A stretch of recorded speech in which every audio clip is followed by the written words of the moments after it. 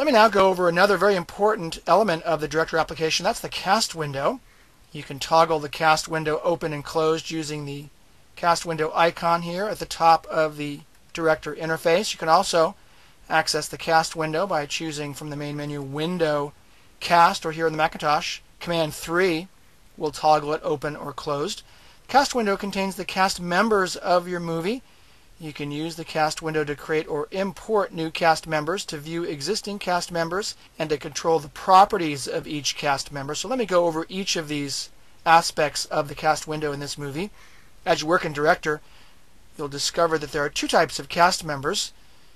Those that can be media elements of your movie, such as sounds, text, graphics, animation, and video, that are placed on the stage as sprites.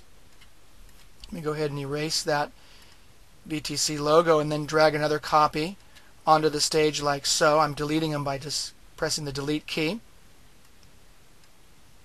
You place graphics and video text cast members in the lower sprite channels here.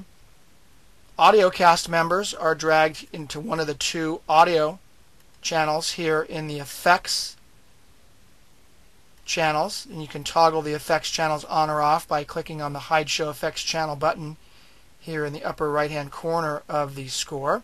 Now, some cast members may appear in the score but not on the stage. These cast members include scripts, palettes, fonts, and transitions, which you can use in the effects channels on the score. I have a transition right here that I've used in my transitions channel right there. Notice if I add another transition, let's do a push left, click OK. Notice that it's placed in the next available position here in the cast window, but this is never actually placed or seen on the stage. Likewise with my script here, that's going to appear in the script channel. So you'll find that there are two different types of cast members that appear on the stage and those that do not.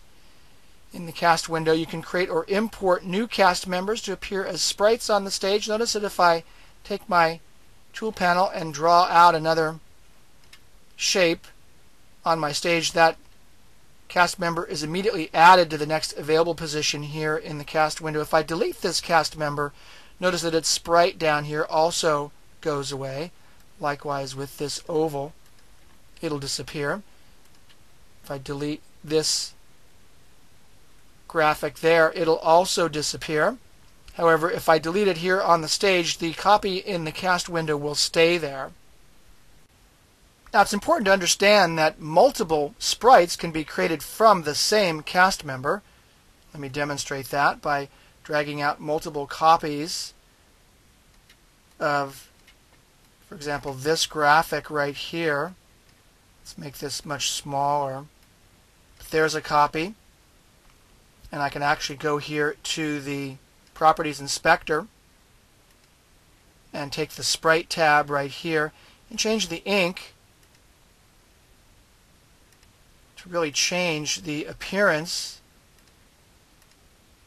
of this cast member. Actually, the sprite.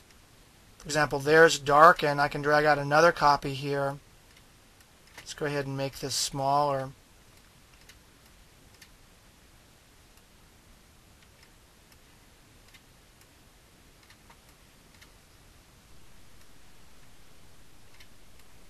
So there's the second example of that cast member. It's a new sprite. And let's change the ink here from copy to not ghost. Notice that it's actually white and the other one is blue. So these are two sprites that look very, very different, but are actually based on the same cast member here in the cast window.